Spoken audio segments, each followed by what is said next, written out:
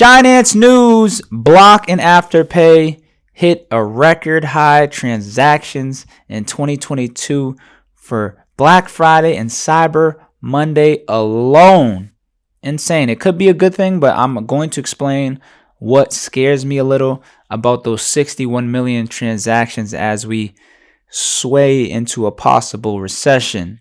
Right? A Block is currently trading at $68 as I'm making this video, down over 50% on the year. But listen, y'all, this is one to be excited about. This is when you need to do your research, do your due diligence. That is what I'm specifically saying here, because the Cash App business alone, I mean, if I'm not mistaken, makes about 700 million a quarter and counting. So they make money off BTC transactions. They make money off, hand-to-hand transactions. Well, not hand-to-hand, obviously, digital-to-digital transactions, phone-to-phone transactions, I guess I'll say.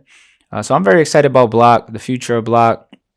I'm a big fan of Jack Dorsey, former founder of Twitter. But yeah, they had 61 million transactions on those 2 days alone.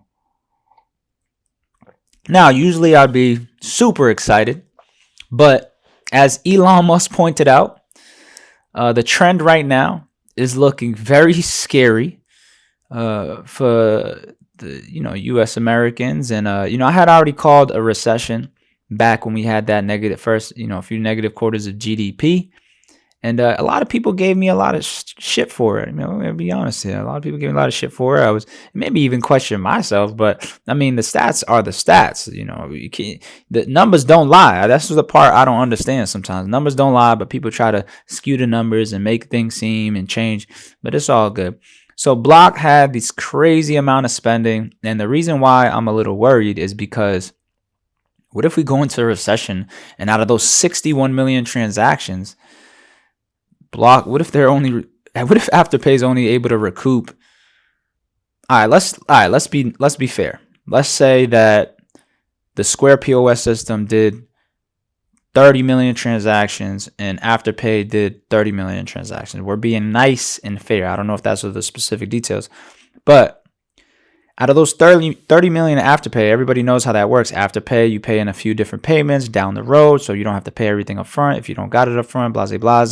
Kind of reminds me of when, back in the day, you used to go to Marshall's and put things on layaway. Marshall's may get me to come back next week to pay off my layaway balance, but Marshall's may not be able to get me to pay off my layaway balance, depending on how my life going financially in a week or two.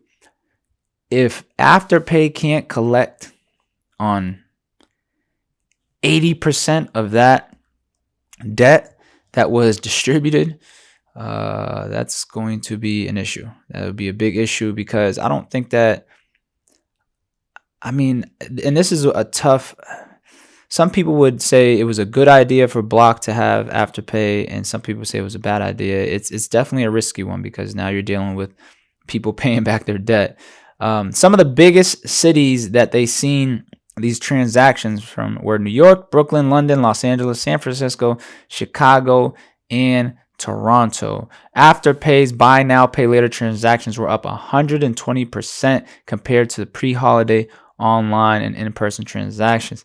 So people are spending more in a time period where it's a little shaky, but it's the holidays. So, and I'm sure because people don't have as much money as they did last year, more people are using buy now, pay later, and that's why you get the 120% increase, which it's an interesting model, but they're hoping you mess up. They're hoping you skip a payment. They're hoping you lose your job right before the holidays. That's their hope. It's messed up, but business is business. I want to see U.S. American debt.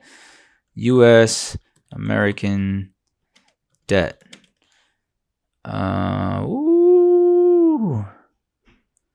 As of October 2022, U.S.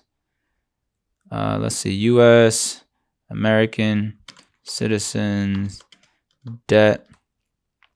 Let's see, just so y'all know, y'all can do this too. Let's see. Hey, consumer debt is at 6.5 trillion, with the average American debt among consumers at $96,000.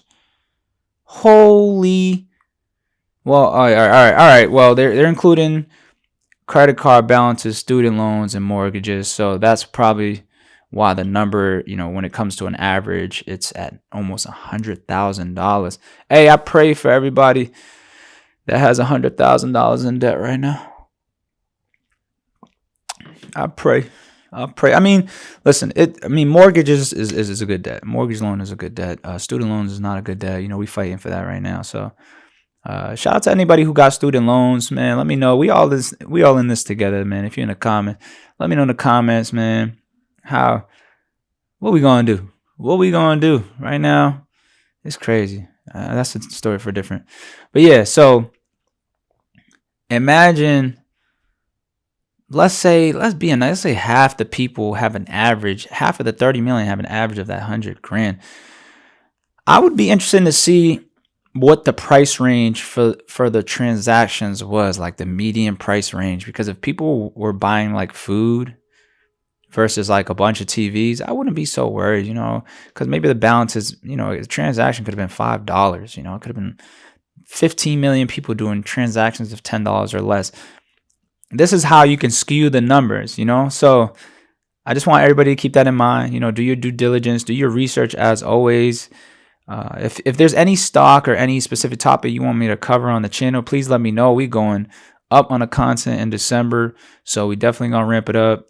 Just be patient with me as I, work to get these videos out. Shout out to all my future millionaires watching this right now. Put a money sign in the comments section below. If you're interested in joining the Future Millionaires Discord chat, shoot me a DM above on my Twitter or Instagram. I'll get you the details to join. I'm signing out.